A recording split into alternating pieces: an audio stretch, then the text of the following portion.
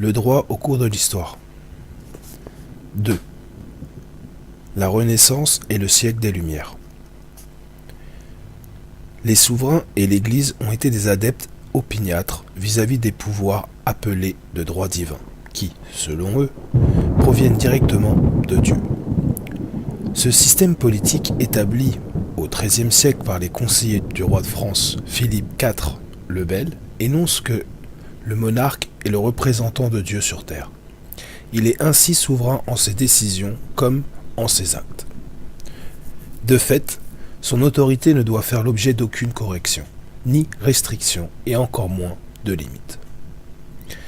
Par la doctrine du droit divin royal, les rois se mettent d'accord pour partager un pouvoir monopolisé par le pape et l'Église, et soutenir l'idée d'une monarchie toute-puissante. Elle s'exprime de façon absolue avec T. Hobbes au XIIe siècle en Angleterre.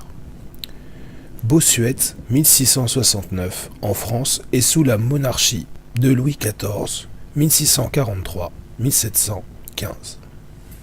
Le droit naturel de l'homme qui se caractérise comme un ensemble de notions immuables et universelles issues de la nature humaine et que la morale se doit de respecter, est inexistante dans les sociétés chrétiennes.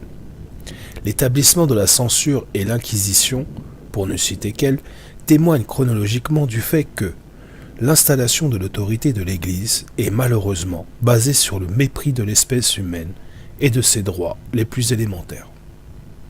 Or, vers la fin du XIXe siècle, lorsque son hégémonie politique s'écroule, l'Église est contrainte, par la force des choses, de s'exprimer sur ces concepts.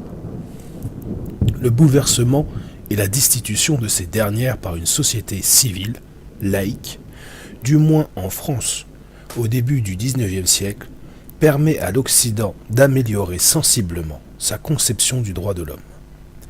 Malgré cela, ceci demeure souvent figé en une théorie textuelle, celle des conventions, des traités ou des déclarations.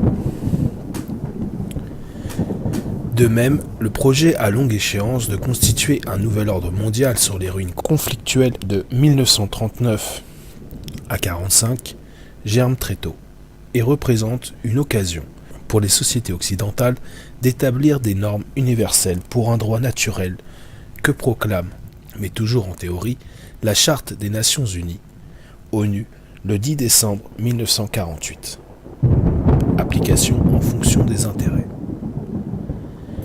La Déclaration universelle des droits de l'homme, ou Déclaration morale, est alors adoptée par l'Assemblée générale de l'ONU. Les plus grands esclavagistes et criminels de l'histoire mondiale se confectionnent ainsi une virginité morale et se font les champions de la vertu.